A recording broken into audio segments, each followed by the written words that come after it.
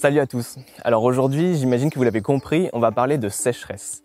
Alors la vidéo, je l'ai tournée en deux parties. Une partie donc que je tourne aujourd'hui, en 2020, et une autre partie que j'ai tournée l'année dernière, en 2019. Alors ça va me permettre de compléter certains points par rapport à l'année dernière, et vous le verrez, de mettre en perspective 2 années pour illustrer un petit peu tout ça.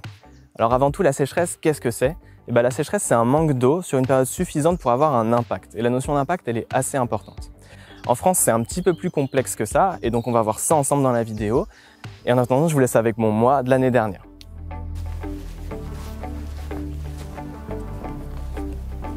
Alors cette sécheresse, elle peut être d'origine climatique, avec des conditions météorologiques sur les derniers mois ou les dernières années qui limitent la ressource en eau disponible, ou elle peut être due à un usage trop important de la ressource par les activités humaines, et donc bien sûr en ce moment, c'est une combinaison des deux. Il y a un Martin pêcheur là. Il va passer juste là. On a donc des cours d'eau et tout ce qui va avec, qui ont des niveaux d'eau qui sont en moyenne plus faibles que ce qui sont sur des périodes dites normales. Mais surtout, ce qui déclenche l'alerte, on l'a vu, c'est l'impact sur une des activités de l'homme et plus largement sur toutes les autres espèces qui dépendent de l'eau et des milieux aquatiques. Et ça fait beaucoup. Donc on peut dire en général sur toute l'écologie. Mais la sécheresse dont on entend parler dans la plupart des médias mainstream, c'est surtout une sécheresse administrative, dans le sens où elle est déclarée par les services de l'État à partir d'un certain nombre de critères bien précis et avec des conséquences réglementaires. Donc ces critères, ils sont définis dans les SDAGE, ce sont les schémas directeurs d'aménagement et de gestion des eaux. Ils sont produits pour une période de 6 ans par les agences de l'eau, à l'échelle du bassin hydrographique des grands fleuves, donc par exemple de la Loire, de la Seine, de la Garonne, etc. Dans ces SDAGE, on retrouve entre autres, et pour ce qui nous concerne ici la sécheresse, les objectifs de débit en période d'étiage. Un débit, c'est une unité de volume par une unité de temps, ça nous sert à caractériser le niveau des cours d'eau, et l'étiage, c'est la période naturelle de basse eau qu'on retrouve pendant l'été. Donc le premier débit, il est un peu à part, c'est un débit d'équilibre. C'est le débit objectif d'étiage. C'est un débit théorique défini par cours d'eau et pour lesquels sont satisfaits tous les usages ainsi que toutes les contraintes liées aux objectifs de bon état écologique du cours d'eau.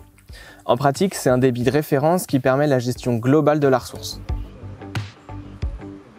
Ensuite, on a 2 débits moyens journaliers à partir desquels on doit prendre des mesures. Le premier, c'est le débit seuil d'alerte pour lequel une des fonctions du cours d'eau est compromise. Le second, et enfin, le plus grave, le débit de crise, où là, seules les exigences de la santé, de la salubrité publique, de la sécurité civile, des alimentations en eau potable de la population et les besoins en eau des milieux naturels peuvent être satisfaits. Alors ces débits, ils sont réglementaires et ils servent d'indication aux collectivités pour prendre leurs décisions. C'est la préfecture de chaque département qui va prendre ce qu'on appelle un arrêté cadre au moment où les débits sont atteints. Ces arrêtés cadres, on dit qu'ils doivent être en cohérence avec le SDAGE, c'est-à-dire que les débits retenus dans l'arrêté doivent être supérieurs ou égaux à ceux du SDAGE. Et c'est ces arrêtés qu'on appelle les arrêtés sécheresse. Et donc ce sont ces arrêtés sécheresse qui vont fixer par cours d'eau les mesures à prendre en fonction du niveau d'alerte. À chaque niveau d'alerte correspond globalement un des débits qu'on a vu, mais les préfectures, elles ont aussi la possibilité de fixer des seuils intermédiaires d'alerte, ce qui permet une gradation des mesures et d'éviter de passer du tout au tout. C'est pour ça qu'on a l'apparition par exemple d'un seuil de vigilance ou d'un seuil d'alerte renforcé. Donc on l'a vu, à chaque niveau d'alerte, on a un niveau de mesure. Et comme on ne peut pas agir sur la météo, on va avoir une restriction progressive des usages, à la fois pour l'agriculture, mais aussi pour les particuliers et pour les collectivités. Mais c'est assez difficile pour moi de vous dire quelles sont les restrictions que vous avez, tout simplement parce que ça dépend à la fois des choix de votre préfecture, mais aussi du cours d'eau duquel vous dépendez, et aussi du niveau d'alerte. Mais toutes ces informations, vous pouvez de toute façon les retrouver dans l'arrêté sécheresse, qui est disponible sur internet, sur le site de la préfecture ou affiché en mairie. Et il faut surtout faire attention, donc à la fois au cours d'eau auquel on dépend et aussi à ce qu'on appelle le champ d'application, c'est ce qui définit la source de l'eau auquel s'appliquent les restrictions. Par exemple l'eau du robinet ou l'eau d'un cours d'eau.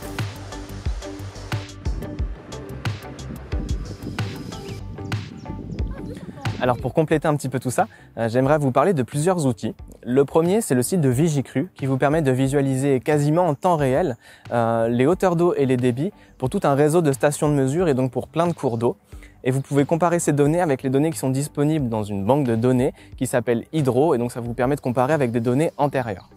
Un autre site, c'est le site de ProPluvia qui vous permet cette fois-ci de visualiser les arrêtés qui sont en cours sur le territoire, de consulter ces arrêtés, donc de consulter les restrictions qui sont applicables Et ce site il vous permet aussi de mieux connaître de quel bassin vous dépendez. Il y a aussi le site d'Eau France qui publie tous les mois un bulletin de situation hydrologique qui est vraiment très complet et qui peut vous aider à mieux comprendre l'état de la ressource en eau. Et sinon, il y a le site du BRGM, donc qui est le service de géologie nationale, pour en apprendre un petit peu plus sur les fameuses nappes phréatiques et si vous êtes curieux sur tout un tas d'autres choses. Allez, du coup, on passe à un petit exercice.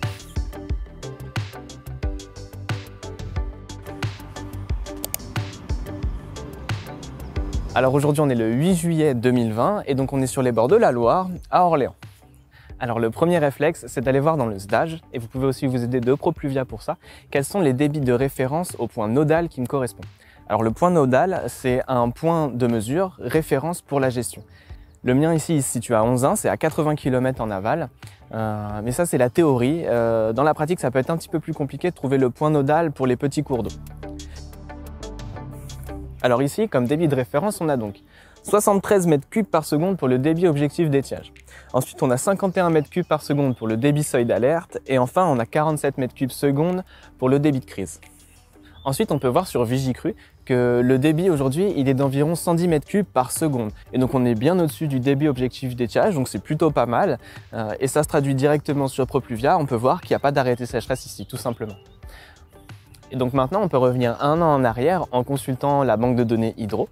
Et donc on peut voir que le 8 juillet 2019, on était à 67,3 mètres cubes par seconde. Donc on est largement en dessous du débit objectif d'étiage, on se rapproche du débit seuil d'alerte. Donc forcément, ça sent pas très bon. Et donc ça se confirme, un mois plus tard, patatras, 48,5 mètres cubes par seconde. Donc on est largement en dessous du débit objectif d'étiage, on est en dessous du débit seuil d'alerte. C'était tout simplement le débit le plus faible pour cette station de toute l'année. Et donc ça s'est traduit mécaniquement par un arrêté sécheresse pour un état d'alerte donc. Et ça, on peut le voir sur le site de Propluvia.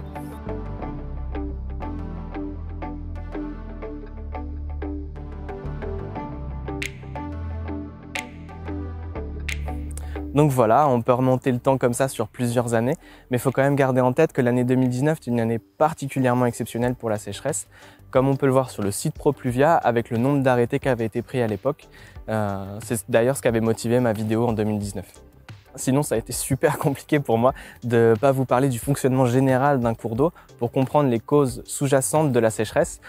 Mais franchement, je préfère faire une bonne grosse vidéo bien complète là-dessus. Sinon, je me relaisse le mot de la fin. Bon, en tout cas, il ne faut pas oublier qu'on est dans une situation de manque d'eau généralisée, même en dehors des périodes de sécheresse administrative. On a des hivers plutôt secs avec une météo plus douce et ensoleillée le reste du temps, et ça depuis quelques années. Donc c'est tout un tas de gestes qu'il faut faire au quotidien, toute l'année, pour éviter qu'on se retrouve dans ces situations-là l'été. Donc voilà, j'espère que ce petit format sur l'actualité vous a plu. N'hésitez pas à poser vos questions ou à me demander d'aborder telle ou telle actualité. Je pense que j'en referai, j'aime beaucoup ça. Donc sinon, partagez, likez la vidéo, abonnez-vous, enfin bref, tout pour faire grandir la chaîne. On se retrouve bientôt du coup et amusez-vous bien.